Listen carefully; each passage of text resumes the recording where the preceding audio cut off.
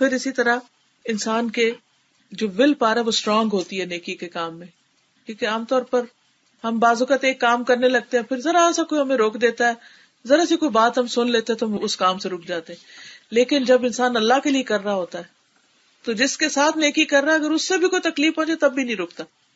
مثلا آپ اپنے نیبرز کے ساتھ اچھے، مثلا آپ ان کو ہمیشہ کچھ بنا کے بھیجتے رہتے، انہوں نے کبھی کچھ نہیں بھیجا آپ کو، تو اگر آپ یہ سوچیں کہ انہوں نے تو کبھی کچھ نہیں بھیجا تو میں کیوں اتنی مشکل کروں، تو یو ول اسٹاپ ڈوئنگ نیکی.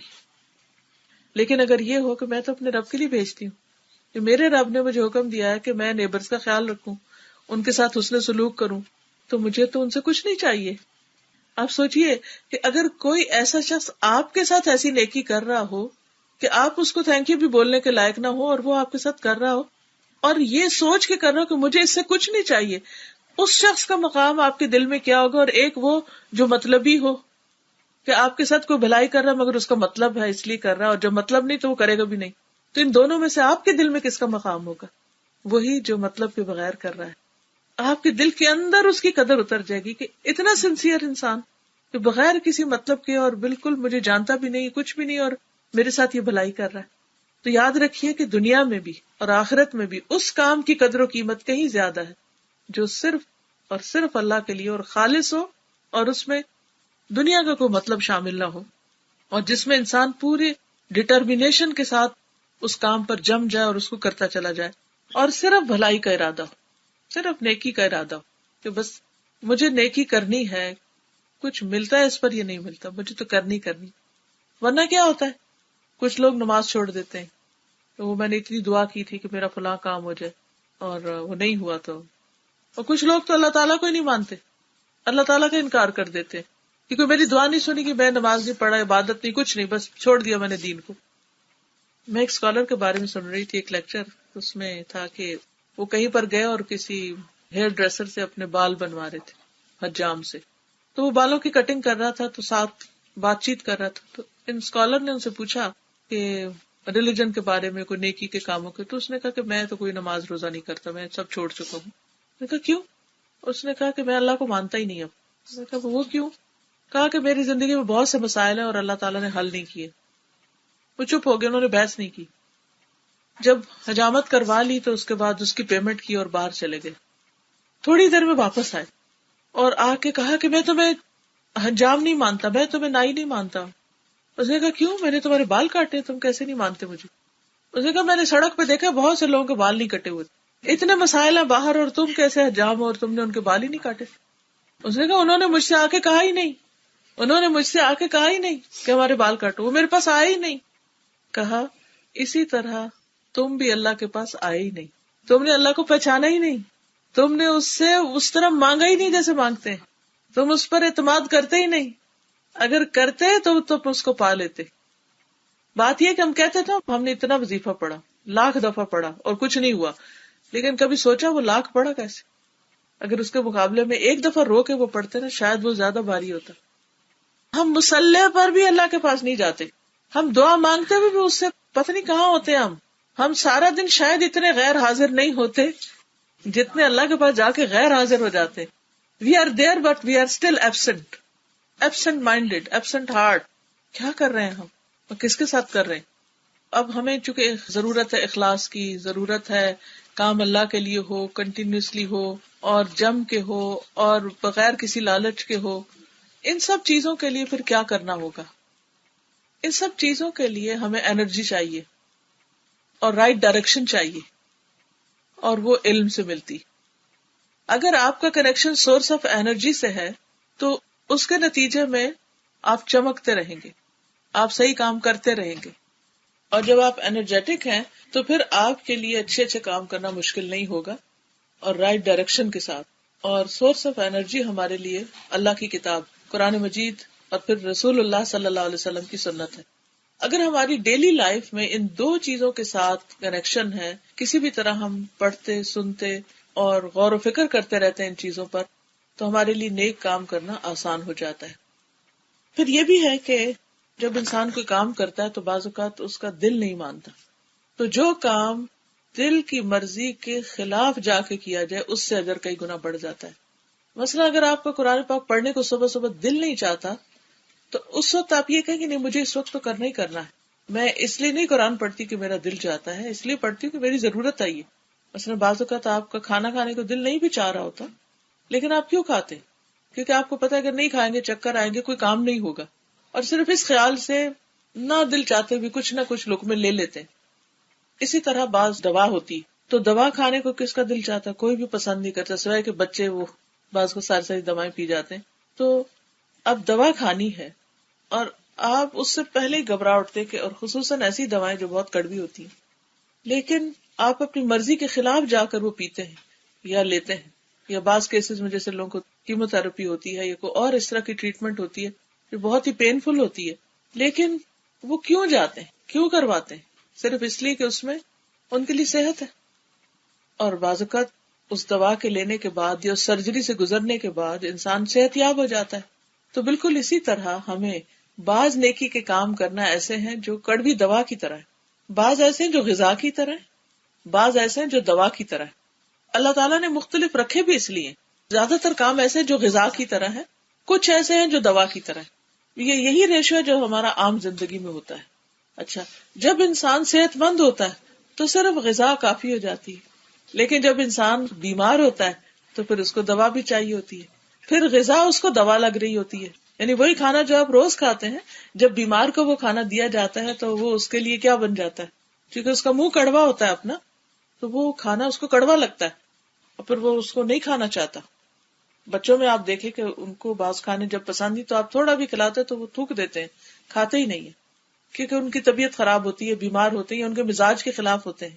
اسی طرح اگر ہمارے اندر ایمان ہے، ہمارے اندر تقویٰ ہے، ہمارے اندر خدا کا خوف ہے، خدا کی محبت ہے، تو کیا ہوگا کہ اس سے ہمارے اندر ایک ایسی کیفیت ہوگی کہ نیکی کے کام ہمیں اچھے لگیں گے، نیکی کرنے کو دل چاہے گا، ہم شوق سے کریں گے اور اس کو انجوائے کریں گے.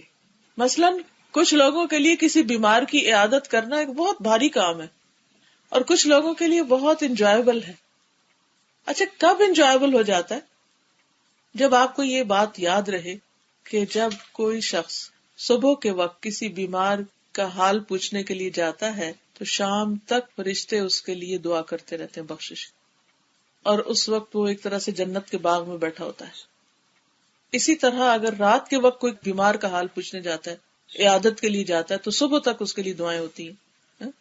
اچھا، جس کو یہ پتا ہو، اب آپ دیکھیے کہ آپ جا رہے ہیں اپنے گھر سے یا اپنے روم سے اپنے مدر کے روم میں ان کی طبیعت پوچھنے کے لیے جا رہے ہیں، اگر آپ کو یہ بات پتا ہے تو آپ ایک ایک قدم اتنی خوشی سے اٹھائیں گے، جتنی دیر وہاں بیٹھیں گے اطمینان سے بیٹھیں گے کہ آپ اجر سمیٹنے کے لیے جا رہے ہیں. اور اگر آپ کو یہ بات پتا نہیں اور صرف ڈیوٹی سمجھ کے جا رہے ہیں تو یہی آپ کا جانا ایک ایک قدم بوجھل اور وہاں بیٹھنا بھی ایک بوجھ، اور اس کو آپ انجوائے نہیں کریں گے. پھر ایک اور حدیث، قیامت کے دن اللہ تعالیٰ بندے سے کہیں گے، اے میرے بندے، میں بیمار تھا، تو نے میری عیادت نہیں کی. بندہ کہے گا کہ یار اب تو سب کو شفا دینے والا ہے، آپ کیسے بیمار؟ کہا کہ میرا فلاں بندہ بیمار تھا، اگر تم اس کی عیادت کرتے تو مجھے وہاں پاتے. اللہ تعالیٰ نماز میں تو ملتے ہی ہیں لیکن بندوں کی خدمت میں بھی ملتے ہیں. اپنے رب کو پانے کے لیے بہت سارے کام کیے جاتے ہیں، ان میں سے ایک بھوکے کو کھانا کھلانا، پیاسے کو پانی پلانا، بیمار کی عیادت کرنا. یہ مسلسل حدیث آتی ہے کہ اللہ تعالیٰ فرمائیں گے کہ میرا وہ بندہ بھوکا تھا، اگر تم اسے کھانا کھلاتے تو مجھے وہاں پاتے، یعنی گویا مجھ سے ملاقات ہوتی تمہاری، یہ کام کرتے اور یہ کرتے. اب ایک شخص کے لیے کسی کو کھلانا ایک بڑی مصیبت ہے، اس کا دل ہی نہیں مانتا. کیوں؟ اس لیے کہ وہ بیمار دل والا ہے. اس کے لیے نیکی کا یہ کام جو اسی کے فائدے میں ہے، اس کو بہت بوجھ لگ رہا ہے اور وہ اس کو تھوک رہا ہے کہ چھوڑو مجھے مت کہو، یہ نہ ہی کرنا پڑتا. اور ایک جو ہے وہ بہت خوشی کے ساتھ کر رہا ہے. تو دونوں میں فرق ہے نا. تو کیوں فرق آیا؟ جاننے اور نہ جاننے کا فرق ہے. جیسے قرآن مجید میں اللہ تعالیٰ فرماتے، قُلْ هَلْ يَسْتَوِي الَّذِينَ يَعْلَمُونَ وَالَّذِينَ لَا يَعْلَمُونَ، کہہ دیجئے وہ لوگ جو جانتے اور وہ جو نہیں جانتے دونوں برابر ہو سکتے؟ برابر نہیں ہو سکتے. جاننے کے بعد اگر ہمارے اندر ایمان ہو، روشنی ہو، تو ہمارے عمل کی کوالٹی میں کئی گنا زیادہ اضافہ ہو جاتا ہے، اور جتنی جتنی کوالٹی اچھی ہوتی جاتی ہے اتنا اتنا اس کا اجر ملٹی پلائی کرتا چلا جاتا ہے. اور خاص طور پر ایسے وقت میں جب دل نہ چاہ رہا ہو آپ کام کر رہے، ایک تو اس کا اجر زیادہ ہوگا، دوسرا یہ کہ وہ ایک دوا کی طرح ہوگا جس سے آپ کے دل کی اصلاح بھی ہو جائے گی. کئی دفعہ آپ دیکھیں گے کہ بہت سے کام شروع میں بالکل اچھے نہیں لگتے. مثلاً اگر آپ کو صبح قرآن پڑھنے کی عادت نہیں ہے تو شروع میں آپ شروع کریں گے، شاید 2 لائنوں کے بعد آپ کو نیند آ جائے، لیکن جب آپ کو عادت ہو جائے گی تو آپ کو اس کے بغیر کچھ اور کرنا یا سونا یا جو بھی آپ کرتے ہیں اس کے بعد وہ آپ انجوائے نہیں کر سکیں گے، وہ کر ہی نہیں پائیں گے، آپ آگے نہیں گزریں گے. آخر کیا وجہ ہے کہ جو ایک حافظ ہوتا ہے وہ ایک دن میں 5 سپارے پڑھ لیتا ہے اور ہم سے 5 آیتیں پڑھنی مشکل ہے. وائی؟ What's the difference? وہی وہ شخص ہے، وہی ہم ہے، انسان ہے وہ بھی، ہم بھی انسان ہے. ایک انسان کے لیے نیکی کا کام اتنا آسان اور دوسرے کے لیے بہت مشکل، کیونکہ اس نے اپنی مرضی کے خلاف جا کے وہ کام کیا. اب اس کے مسل سٹرونگ ہو گئے، وہ کام میں آئے، اور دوسرے نے کام نہیں کیا تو وہ ڈیڈ ہو گئے اس کے، اور اس کے لیے وہی کام بہت مشکل. آپ نے دیکھا کہ جو لوگ کام کرتے رہتے ہیں، ایکٹیو ہوتے ہیں، ان کے لیے چلنا پھرنا بوڑھے ہونے تک کوئی مشکل نہیں ہوتا، اور جو لوگ بیٹھے رہتے ہیں ان کے لیے ہر چیز مشکل ہے. پھر اسی طرح یہ ہے کہ وہ کام بہت اجر والا ہے جو چھپا کر کیا جائے، سیکریٹلی کیا جائے. اب دیکھیے بندوں میں سے بھی اگر ہم کسی کو کہتے ہیں this is only for you, only you know this, میرا یہ سیکریٹ تمہیں پتا ہے صرف، تو وہ اپنے آپ کو کیا سمجھتا ہے؟ اسپیشل. تو جو کام ہم اللہ تعالیٰ کے لیے کرتے ہیں، مثلاً کبھی کبھی یوں بھی صدقہ کیا کرے کہ بیگ میں ہاتھ ڈالیں اور اس میں جو آئے اس کو مت گنے، جیسے کہ اللہ تعالیٰ آپ نے گنا ہے، آپ نے گننا ہے، بس یہ. اس طریقے پر جب آپ کام کرتے ہیں، یا قرآن پاک آپ پڑھ رہے اور گن گن کے آیتیں نہیں پڑھ رہے، حساب رکھ رکھ کے نہیں پڑھ رہے، بے حساب پڑھے جا رہے، تو آپ کو اجر بھی اس کا بے حساب ملے گا. تو کچھ کام ایسے بھی کیا کریں کہ جس میں بس سیکرٹلی اور صرف اللہ کے لیے اور بغیر گنے بغیر حساب کے کسی کو بھنک بھی نہ پڑے. 7 لوگ قیامت کے دن عرش کے سائے تلے ہوں گے جس دن کوئی سایہ نہ ہوگا. ان میں سے ایک شخص وہ جس کا دایاں ہاتھ اللہ کے راستے میں کچھ دے اور بائیں کو بھی نہ پتا ہو، اس کے اپنے آپ کو بھی نہ پتا ہو. اگر اس عمل سے اتنا بڑا ریوارڈ ملنے والا ہے کہ قیامت کے دن جب سب ہوم لیس ہوں گے تو وہ عرش کے سائے تلے بیٹھا ہوگا اتنے آنر کے ساتھ، تو انسان کے لیے وہ نیک کام کرنا پھر کچھ مشکل نہیں رہتا. ورنہ تو انسان کا نفس اس کو اتنا اکساتا ہے کہ دیکھو تم نے یہ کام کیا، اب اس کو بھی بتاؤ، اس کو بھی بتاؤ، اس طریقے سے اس طریقے سے، کہیں نہ کہیں منہ سے نکال ہی دیتا ہے.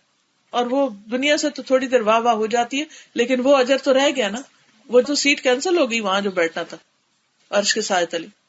پھر آپ دیکھیے کہ بعض لوگوں کے لیے بعض عمل جیسے بعض جگہوں پہ بڑھ جاتے ہیں، تو بعض لوگوں کا سٹیٹس ایسا ہوتا ہے کہ ان کے عمل کو اللہ تعالیٰ اور زیادہ بڑھا دیتا ہے. مثلاً ازواج مطہرات، ان کے عمل کو اللہ سبحانہ وتعالیٰ نے دگنا رکھا ہے عام لوگوں کی نسبت. اس کی وجہ کیا ہے کہ ان کا امتحان بھی زیادہ تھا. زندگی میں ہر شخص کسی نہ کسی جگہ پر آزمایا جا رہا ہوتا ہے، کوئی مال سے، کوئی اولاد سے، کوئی شوہر سے، کوئی بچوں سے، کوئی نیبر سے، کوئی کسی سے، کوئی اپنے آپ سے، بیماری سے. ہم کمپیریزن جب کرتے ہیں لوگوں کے ساتھ تو ہم کہتے ہیں ہماری قسمت پھوٹی، ہم تو بدقسمت، ہمارے ساتھ یہ مسئلہ کیوں ہو گیا، میرا بچہ کیوں ایسا پیدا ہوا جبکہ میری بہن کے بچے اتنے صحت مند، میرے ساتھ تو بڑی نعوذ باللہ زیادتی ہو گئی.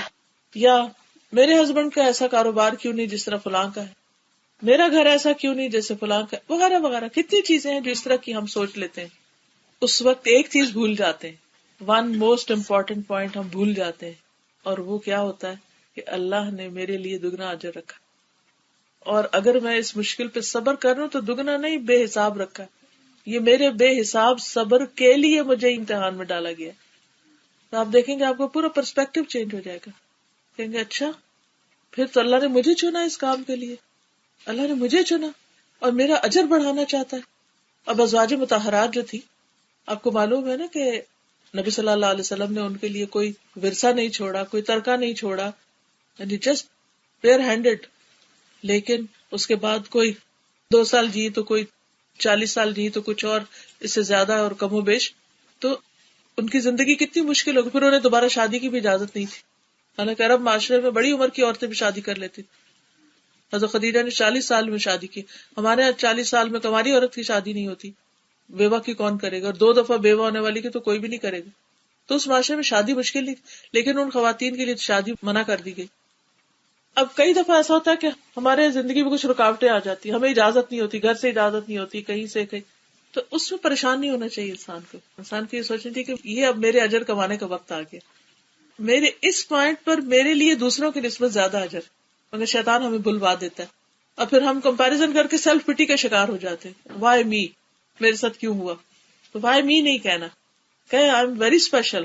اگر میرے ساتھ ہوا ہے تو اللہ لوز می، کیونکہ حدیث میں آتا ہے اللہ سبحانہ وتعالی جب کسی بندے سے محبت کرتا ہے تو اسے آزما لیتا ہے، اس کو امتحان میں ڈال دیتا ہے.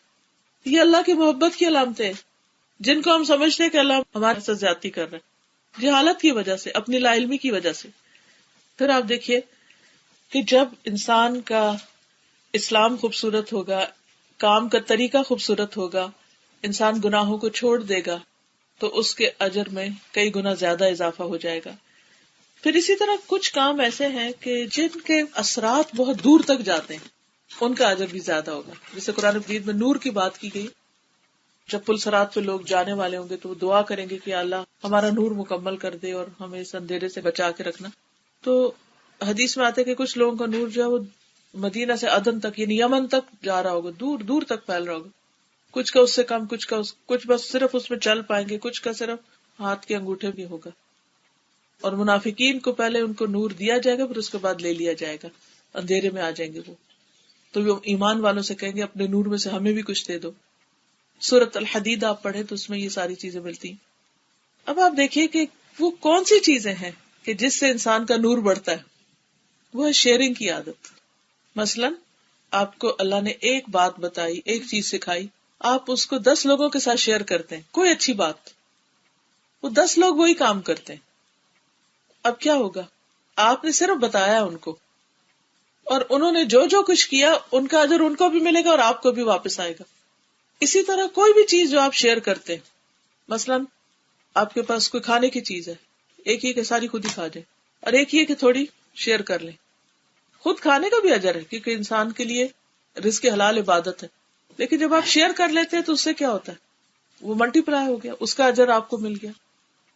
اسی طرح مثلاً آپ کوئی مسجد بناتے ہیں، ایک یہ کہ آپ اپنی نماز پڑھیں، ایک یہ کہ جتنے لوگ اس میں نماز پڑھیں گے، اور آپ دنیا سے چلے بھی گئے اور وہ نماز پڑھتے رہیں گے، ان سب کا اجر آپ کو ملے گا. آپ نے کوئی کنواں کھدوایا، اس سے جتنے بھی لوگ پانی پیئیں گے، انسان، حیوان، جانور، کوئی بھی، صرف ویلی نہیں، کنواں ہی نہیں بلکہ کہیں بھی واٹر سپلائی کا کوئی انتظام کیا تو جتنے بھی لوگ اس میں سے استعمال کریں گے، آن گوئنگ صدقہ جاریہ. تو کوئی بھی پروجیکٹ ایسا. اسی طرح اگر آپ کسی بچے کو پڑھا دیتے ہیں، کسی کی تعلیم میں خرچ کرتے ہیں، تو اس میں وہ آپ کے لیے اجر ملٹی پلائی ہونا شروع ہو جاتا ہے. جیسے صدقہ جاریہ کے جتنے بھی پروجیکٹس ہوتے ہیں ان سب میں انسان کا اجر بڑھتا جاتا ہے. جو بچہ پڑھ گیا وہ ساری زندگی جو کچھ کرے گا اس سارے کا اجر آپ کو ملے گا. آپ کو اسکول بناتے ہیں، اس اسکول میں جتنا علم پھیلتا ہے، ہاں نفع مند علم ہو، الٹا کام نہ ہو، تو وہ جتنے اچھے اچھے کام اس میں ہوں گے وہ سارا اجر آپ کو جائے گا.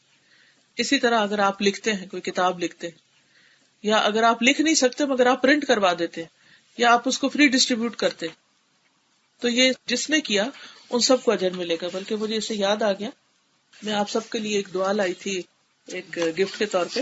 یہ اس کے بعد انشاءاللہ میں آپ کو دیتی ہوں اور پھر اس کو میں آپ کو ایکسپلین بھی کر دوں گی. اب جس نے اس کو چھپوایا، آپ کو تو نہیں پتا، آپ کو نہیں پتا کس کا مال لگا ہے، کس نے ٹائپنگ کی. جس بچی نے ٹائپنگ کی مجھے پتا وہ کون ہے، ایڈیٹنگ کی، جس نے اس کو چھپوایا، جس نے اس کو کیری کیا، پرنٹر سے اٹھا کے گھر لائے اپنی گاڑی پہ، اور پھر ایک طرح سے لوگوں کے لیے فیسیلیٹیٹ کر دیا. اب اگر میں یہ آپ کو دیتی ہوں، نہ آپ ان کو جانتے نہ وہ آپ کو جانتے، ان کو نہیں پتا، جنہوں نے بھی اس میں جو جو ایفرٹ لگائی ہے ان کو نہیں پتا کہ کدھر جا رہی. اب اگر آپ اس دعا کو یاد کر لیتے ہیں، اس دعا کو آپ پڑھتے ہیں، اور جو کچھ اس دعا سے پھر آپ کو آگے ملتا ہے وہ سارا اجر کس کو جائے گا؟ آپ کو بھی جائے گا اور ان کو بھی جائے گا. آپ کو تو اتنا جائے گا جو آپ خود اپنے لیے پڑھ رہے ہیں، اور ان کو کتنا جائے گا؟ جتنا زیادہ اس کو عام کیا. تو ہر ایک کا حصہ ہوتا ہے، پڑھانے والے کا بھی حصہ ہے، لکھنے والے کا بھی حصہ ہے، بتانے والے کا بھی حصہ ہے. اور آپ کو پتا یہ شروع کہاں سے ہوا؟ میں ایک دفعہ شاید ابوظہبی میں گئی تو وہ لوگ بخاری پڑھ رہے تھے، کلاس تھی، تو مجھے کہنے لگے کہ ہمیں ایک حدیث لائیو پڑھا دیں. تو میں نے کہا اچھا لاؤ کتاب. میں نے کتاب اٹھائی تو میں نے کہا کہاں تک پڑھا آپ نے؟ کہا اس حدیث تک پڑھا. میں نے کہا اچھا میں اگلی پڑھاتی ہوں، اور وہ یہ حدیث تھی. اور اتنی پسند آئی مجھے حدیث، میں نے کہا یا اللہ یہ تو میں نے پہلے بھی پڑھی تھی اور میں بھول چکی تھی، میں خود پڑھا کر بھول چکی تھی. کیونکہ 10-12-15 سال پہلے پڑھائی تھی، کہیں ذہن سے نکل گئی. کیونکہ ہمارا حافظہ تو ایسا ہی ہے نا، ایک کام کرتے پھر بھول جاتے، پھر شروع کرتے پھر بیچ میں بھول جاتے ہیں. میں نے کہا یا اللہ توبہ میری، میں کیوں بھولی اس کو. میں نے فوراً اس کو اپنے لیے ہاتھ سے لکھا اور اپنے بیڈ سائڈ ٹیبل پہ لا کے چپکا دیا وہ، اور اس کو زبانی یاد کر لیا اور پڑھنا شروع کیا. پھر مجھے خیال آیا کہ صرف یہ تو خود غرضی ہے، یا ایک کلاس کو پڑھا کے صرف ان کو پڑھایا اور بات ختم ہو گئی. چلو اس طرح کرتی ہوں کہ میں اس کو لکھوا لیتی ہوں، ٹائپ کروا لیتی ہوں، اور ذرا اچھے سٹائل میں ذرا فونٹ بھی بڑا کروا لیتی ہوں اور میں سب کو دیتی ہوں. تو میں نے اس کو ٹائپ کرا لیا. ٹائپ کروا کے میں نے کہا کہ اچھا فوٹو کاپیوں سے مزہ نہیں آتا، کیونکہ فوٹو کاپی ادھوری ادھوری سی ہوتی اور کاغذ ہی پھٹ جاتا ہے، تو چلو اس کو پرنٹ کرا لے. تو پرنٹنگ کے لیے دے دیا. اب وہ پرنٹر کا بھی اجر ہے اس میں. اچھا پرنٹنگ کے لیے دے دیا. پرنٹنگ کے بعد اس میں آیا خیال کہ اچھا چلو کلاس ساری کو بانٹتے، ان کو دیا. پھر اسٹال پہ رکھوا دیا، جو بھی آئے وہ لیتا جائے. پھر اس کے بعد جب میں یہاں آئی تو مجھے کسی نے کہا کہ ایک دعا پڑھا دیں، یا بہرحال کوئی ریزن بن گئی. تو میں نے کہا چلے یہاں، میں نے فائل پاکستان سے فوراً منگوائی. میں نے کہا کہ مجھے یہ بھیج دیں، تو یہاں مانچسٹر میں انہیں پرنٹ کرا لیا. یعنی آپ یہ دیکھیے کہ یہ ٹریولنگ آپ دیکھ رہے ہیں کہ ایک چھوٹے سے نالج کی ٹریولنگ. اگر میں اس کلاس میں نہیں جاتی، میں وہ حدیث نہیں پڑھاتی، میرے دل میں اللہ نہیں ڈالتا محبت اس حدیث کی، یہ سلسلہ نہیں شروع ہوتا نا. تو علم کے ساتھ رابطہ اتنا ضروری ہے، علم کی مجلسوں میں جانا اتنا ضروری ہے کہ بعض اوقات صرف ایک بات آپ کی پوری زندگی بدل سکتی ہے.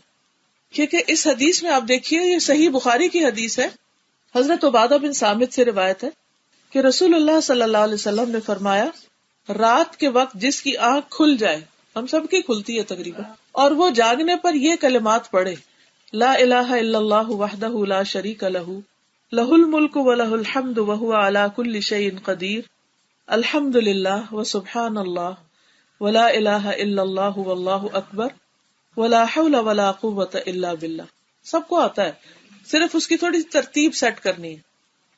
پہلے لا الہ الا اللہ وحدہ والا کلمہ، پھر عام طور پہ ہم سبحان اللہ الحمدللہ کہتے ہیں، تو یہاں الحمدللہ پہلے، الحمدللہ و سبحان اللہ ولا الہ الا اللہ واللہ اکبر، جو نماز تسبیح میں بھی پڑھتے ہیں، ولا حول ولا قوۃ الا باللہ. پھر اللہم اغفر لی پڑھے، اللہ مجھے بخش دے. پھر کوئی دعا کرے تو دعا قبول کی جاتی ہے. اگر وضو کرے اور نماز پڑھے تو نماز قبول کی جائے گی. یعنی اس وقت اٹھ گیا، تہجد کے لیے اٹھ گیا یا کوئی، تو نماز قبول ہو جائے گی. قبولیت کا کتنا فکر رہتا ہے. اور اگر ٹھیک ہے لیزی ہے، نہیں بیڈ سے اٹھے، صرف دعا کر لی. آپ دیکھیں کہ جتنے ہمارے غم ہم فکر ہوتے ہیں نا، ہمارے دل میں پریشانیاں ہوتی ہیں، وہ کب زیادہ یاد آتی ہیں؟ رات کو. اور جب بیچ میں آنکھ کھل جاتی ہے اور کوئی بات یاد آ جاتی ہے تو کہتے ہیں یا اللہ، کوئی پیپر ہو مثلاً، کوئی ٹیسٹ ہو، کوئی انٹرویو ہو، کوئی جاب ہو، کوئی بزنس ہو، کوئی بھی چیز ہو، اب ہم کہتے ہیں یا اللہ ہم کیا کریں. اس وقت یہ کلمہ پڑھیں اور دعا کریں، انشاءاللہ دعا قبول ہوگی. تو اب یہ ہے کہ پھر وہ بعض اوقات کچھ دن کے بعد پھر بھول جاتے ہیں. کیونکہ میں خود بھول گئی تھی، تو میں نے بھولنے کا یہ علاج بنایا تھا کہ اس کو کسی ایسی جگہ پر لگا دیں حتیٰ کہ عادت پڑ جائے، اور روزانہ رات کو ایک ایک دعا مانگتے جائیں، اللہ کا ذکر کرتے جائیں. کیا ہی اجر. تو نفع مند علم جو ہوتا ہے، فائدہ دینے والا علم. اچھا پھر آپ دیکھیے کہ اس دعا میں جو ہے نا، اللہ مجھے بخش دے، تو جس جس کی بخشش ہوگی اس کا اجر بھی ملے گا اس کو، کیونکہ وہ ان کی بخشش کا ذریعہ بنا ایک طرح سے. تو اللہ کے ہاں اتنی وسعت ہے نیکیوں کا اجر بڑھانے کی، جتنی ہم میں شاید کرنے کی سکت نہیں. ٹھیک ہے نا. پھر آپ دیکھیں کہ حلال کمائی سے جو کچھ خرچ کیا جاتا ہے وہ بہت زیادہ بڑھتا ہے، پھلتا پھولتا ہے. تو انسان کو کوشش کرنی چاہیے کہ جو مال اللہ کے راستے میں خرچ کرے اسے زیادہ سے زیادہ یعنی پیوریفائی کرے اور اس کو حلال کرے، طیب ہو. قرآن پاک میں اللہ تعالیٰ فرماتے من ذا الذی یقرض اللہ قرضا حسنا فیضاعفہ لہ اضعافا کثیرہ واللہ یقبض ویبسط والیہ ترجعون. کون ہے جو اللہ کو قرض حسنہ دے پھر وہ اس کو کئی گنا بڑھا دے، اور اللہ سکیڑتا بھی اور پھیلاتا بھی ہے، اور اسی کی طرف تم لوٹائے جاؤ گے. یعنی اعمال کا پھیلانا، بڑھانا، اجر کا زیادہ کرنا، یہ سب اس کے ہاتھ میں ہے، اور اسی کے پاس واپسی بھی ہے، اور یہ سب جو کریں گے وہ جا کر پا بھی لیں گے. پھر آپ دیکھیے کہ رمضان کے مہینے کا انتظار کیا کیجیے. پریشانی نہیں کہ ہائے بھوک کاٹنی پڑے گی، نہیں، کیونکہ اس میں ایک ایک عمل کا اجر کئی گنا بڑھ جائے گا. اگر روزے کا اٹسیلف اجر بے حساب ہے تو آپ سوچئے اس میں جو قرآن پڑھیں گے، نمازیں پڑھیں گے، صدقہ خیرات کریں گے، اس کا کتنا بڑا. تو look forward for Ramzan, look up to it. یہ نہیں کہ اچھا آئے گا چلو پھر گزر ہی جائے گا، نہیں، ایک ایک لمحے کو چیرش کرے اور اس پہ دل میں رکھے کہ اللہ پھر مجھے نصیب کر. پھر اس کے بعد یہ ہے کہ رمضان میں اگر عمرہ نصیب ہو تو اور بھی اچھا. پھر یہ کہ اس میں مسجد حرام میں بیٹھنا اور عبادت کرنا اور ان مسجدوں کی زیارت کرنا، اس کے لیے بھی وقت نکالے. عمرے پہ جائیں، اگر ایک دفعہ عمرہ کر لیا کچھ سال پہلے تو دوبارہ جانے میں پیدل پہ حج اور عمرہ جو ہے وہ انسان کے گناہوں کو دھو ڈالتا ہے. پھر اسی طرح یہ ہے کہ کچھ کام ایسے ہیں کہ جن کے اثرات بڑے گہرے ہوتے ہیں، دور تک ہوتے ہیں. اس میں نمبر 1 کسی انسان کی تکلیف دور کرنا، یعنی اگر کوئی دکھی ہے تو اس کے دکھ سن لینا، کسی کے مائنڈ میں کوئی کنفیوژن ہے تو کنفیوژن دور کر دینا، کسی کو بھوک لگی ہے تو اپنی بھوک کاٹ کے وَيُؤْثِرُونَ عَلَىٰ أَنفُسِهِمْ وَلَوْ كَانَ بِهِمْ خَصَاصَةٌ. صدقہ خیرات صرف امیر لوگوں کے لیے نہیں ہوتا. ہم ساری زندگی کہتے ہیں ہمارا تو اپنا نہیں پورا ہوتا، کسی کو کیا دیں. نہیں، پیٹ کاٹ کے اپنی ضرورت کو کم کر کے دوسری کی ضرورت پوری کر دینا.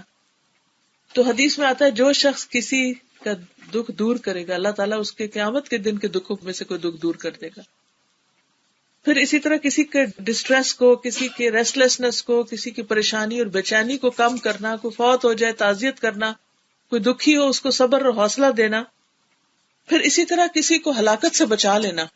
قرآن مجید میں آتا ہے کہ جس نے ایک جان بچائی اس نے سارے انسانوں کو بچا دیا. اتنا بڑا ریوارڈ ہے ایک جان بچانے کا. اگر مثلاً آپ انیمک نہیں ہیں تو کبھی بلڈ دے دیں.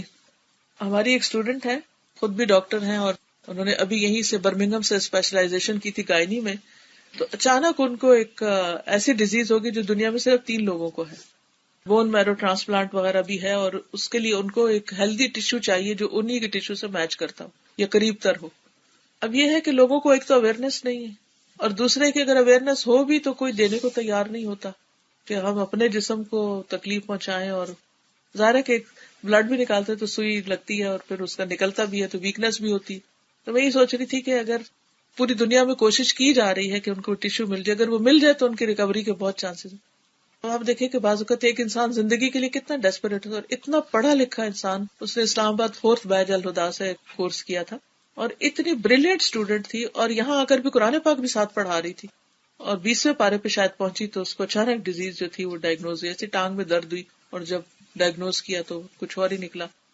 اور دوسری طرف دنیا میں بھی بہت ہی ہائر ایجوکیشن کی طرف گئی. تو میں یہ سوچ رہی تھی بعض لوگ یہ بھی کہہ سکتے کہ اچھا اگر اتنی اچھی تھی تو پھر ایسا کیوں ہوا. ہمیشہ یاد رکھیے کہ جب اللہ تعالیٰ کسی سے محبت کرتا ہے تو اسے امتحان میں ڈال دیتا ہے. اور اتنی پیشنیٹ کہ میں نے تو اس کام کے ساتھ اتنے لوگوں کو اور بھی قرآن پڑھانا ہے. اور میں جتنی دیر اس کی عادت کے لیے ہاسپٹل میں گئی تھی تو جتنی دیر میں اس کے پاس بیٹھی وہ مجھ سے بجائے اس کے کہ یہ بتاتی میں یوں پریشان ہوتی ہوں، اس نے پریشانی کا کوئی ذکر نہیں کیا. اس نے سارا وقت مجھ سے یہ پوچھا اچھا مجھے اور کس طرح لوگوں کو سکھانا ہے، مجھے اور کس طرح دین کی تبلیغ کرنی.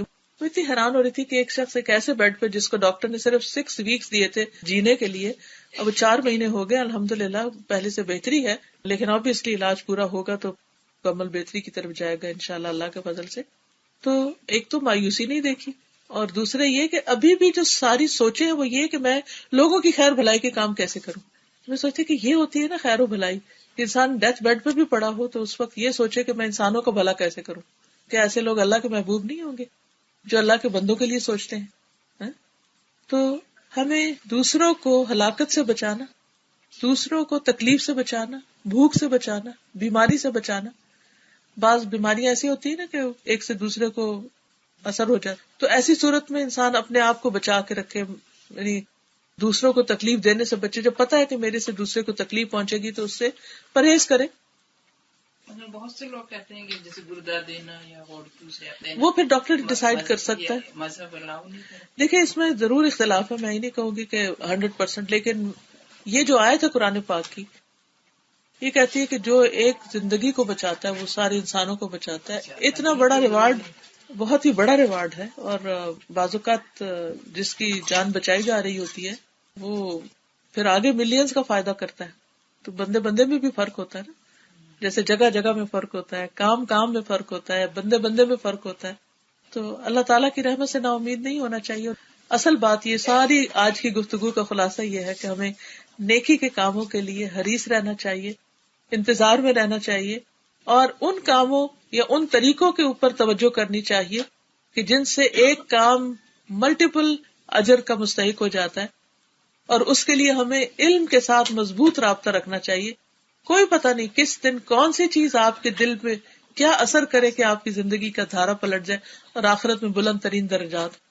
تو اللہ تعالیٰ سے دعا ہے کہ اللہ تعالیٰ اس ایفرٹ کو قبول فرمائے، اور اللہ تعالیٰ ہمیں واقعی جو ہم نے پڑھا ہے عمل کی توفیق دے اس پر.